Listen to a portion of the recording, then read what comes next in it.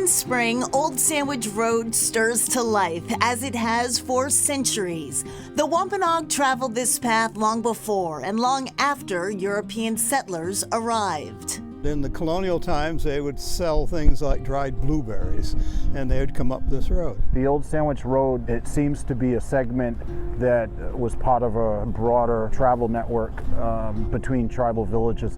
David Whedon is the Historic Preservation Officer for the Mashpee Wampanoag tribe. Members of their sister tribe, the Herring Pond Wampanoag, live throughout Plymouth. Our ancestral ways have been infringed upon for a long time now, and we still fight those fights to try and maintain the ancient ways and ancestral paths. We still utilize them for going out and gathering medicine, access to different ponds, saltwater, river streams and things, foraging, hunting. This marker on Old Sandwich Road honors a Wampanoag tradition. Passers-by leave branches or stones at Sacrifice Rock in thanks or in hopes of safe passage. Whedon hopes visitors to the area treat these lands and paths with care. Try not to disrupt them. You know, these places are transportation routes that our people have been using for thousands of years. We try to walk on the ground and tread lightly as not to impact it.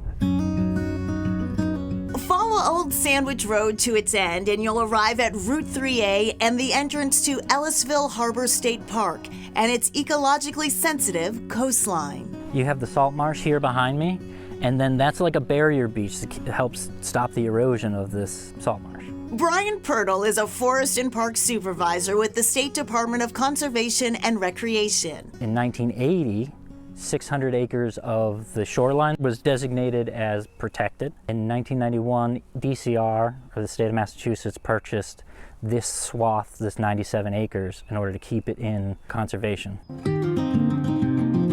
This local landscape is rich with wildlife and plant life.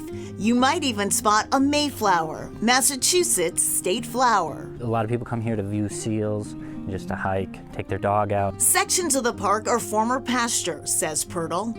This property was established in 1798 by the Harlows family. On this property alone, there was the Harlow Tavern / farmhouse.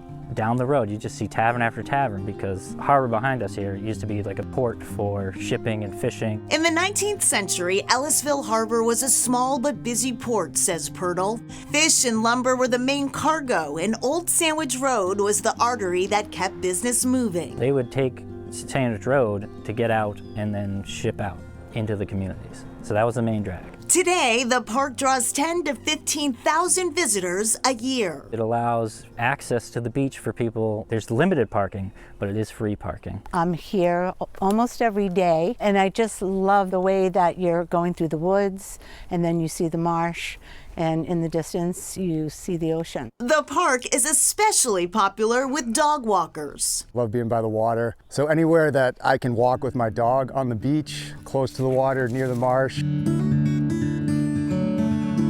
Perhaps what Ellisville Harbor offers most is a sense of continuity, a place where the past and present share the same ground. People care about the heritage in this area. Think about how much all this beachfront type property, view property, would be worth. Instead, wanted to keep it all together, and they cared about their heritage.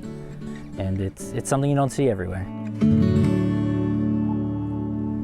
And David Whedon says that the Mashpee Wampanoag tribe has a proposal to do a comprehensive analysis of ancient trails and trail systems on the Cape and the South Shore. It would help researchers and members of the tribal community better understand historical pathways and how they interconnect over time.